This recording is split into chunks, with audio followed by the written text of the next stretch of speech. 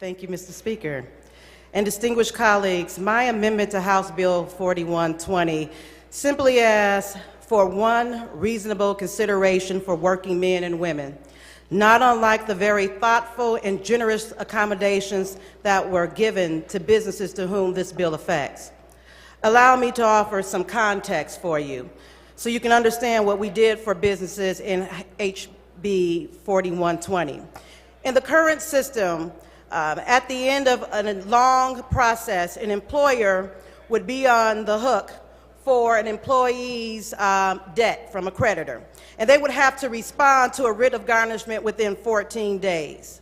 Well, in this committee, we help businesses. What do? We increase their response time to a writ garnishment from 14 days to 21 days. In certain circumstances, it allows the court to reduce the default judgment. A default judgment may not be requested unless the employer has failed to cure within 28 days after the date of service. We also allow to set aside default judgments under certain circumstances. And there are other given more conditions for that the creditor must meet before the purposes of a default judgment.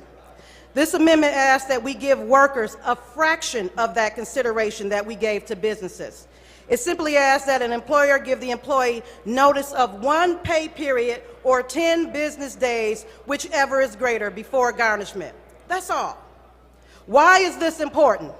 Why is this language of 10 business days or whichever is more important, whichever is greater, so important? Because it takes into consideration employees who are paid weekly. Can you imagine receiving your check on Friday and the boss informs you that on the next Friday, I'm going to start to garnish your check? Or it becomes very real when someone reaches into your pocket and takes that money out. And so this is important because I'm considering those workers who work very hard. They actually show up to work so that they can pay their bills and provide for their families. I think this amendment is important because I'm considering the person who goes to work, and some people work from paycheck to paycheck, but also those who work from payday to Monday. But this amendment is not only sensitive to the worker, but it also takes into consideration and is uniquely sensitive to the multiple pay period businesses. Not just simple single pay periods like what we're in. We're used to getting checks every 2 weeks. No, I'm talking about the multiple pay period businesses. Those are the businesses that some of their employees may receive a check weekly or bi-weekly or semi-monthly or monthly. We must take into consideration and be sensitive to the fact that while 36.5% of private businesses utilize bi-weekly pay periods, did you know that 32.4% pay their employees weekly? It's only 4% more pay bi-weekly as opposed to weekly. And 19.8% pay semi-monthly and 11.3% monthly. So who does this affect? Who are these weekly paid employees? Well, according to the U.S. Bureau of Labor, they include truck drivers, retail cashiers, sanitation workers, even poultry movers. But you know the number one industry that this affects? The construction trades. And as a person who sits on the Workforce and Talent Development Committee, who week after week have heard testimony from the skilled trades industry of how they're trying to educate and prepare and employ people in this business, I think we owe them a debt of gratitude and a duty to consider this amendment. Let me offer some more perspective. In this industry, the National Resource and Mining industry, 44.2% pay their employees weekly. In construction, 70% pay their employees weekly versus 18.3%.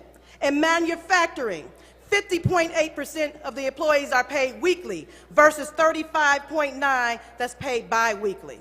You have to consider that when I ask for 10 business days or whichever is greater. This amendment will significantly help weekly workers in multiple pay period businesses. Therefore, I ask that you think about the truck drivers, construction workers, sanitation workers, retail cashiers, skilled trade workers, and the thousands of other employees in this state that are paid weekly.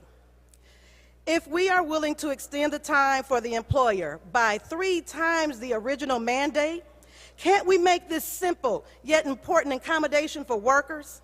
Ask yourself, is 10 business days, basically 2 weeks, reasonable for you? Wouldn't you want the same consideration? I don't know about you, but I'm sure the 90,000 people that I represent, and I'm sure that you represent, that may find themselves in a situation of garnishment, may ask for just 10 more days. I do appreciate, Mr. Speaker, that you've allowed me the opportunity to speak on this very important amendment. And having said that, I move to withdraw this amendment, and I look forward to working with the chair of my committee on a separate bill in this committee. Thank you.